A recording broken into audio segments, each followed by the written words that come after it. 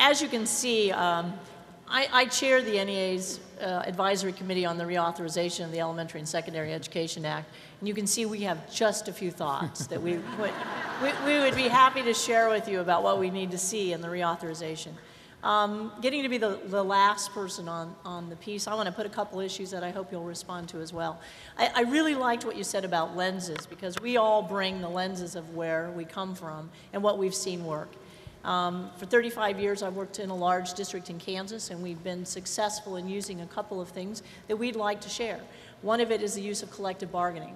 Through collective bargaining, we've developed a strong professional development component. We have a very strong teacher evaluation system that we bargain using the components of national board certification. But I also want to talk about the piece about what we know through the collective process of developing school leadership and common collaborative teams and the role of the administrator. And I thought that was very important what you talked about today. The National Board is preparing certification for administrators. I think that'll be a very important part to have a good, strong standard of national standards for administrators. But that collaboration, the use of the bargaining process, the recognition that those are our day-to-day working conditions tools, working conditions that talk about prep time, talk about professional development, that talk about the pieces that make our working conditions intertwined with our students' learning conditions. And those two things are totally intertwined.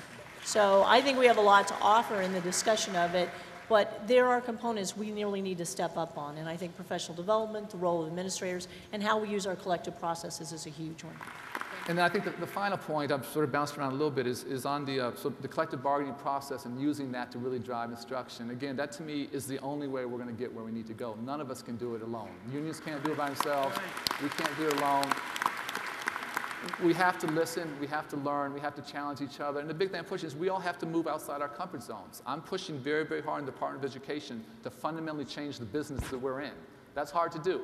And just as we're doing it, we're going to challenge everyone to think a little bit differently. We all have to stretch. We all have to move a little bit outside our comfort zone. We have to do it together, and we have to do it collaboratively. That's the only way we're going to educate our way to where we need to go.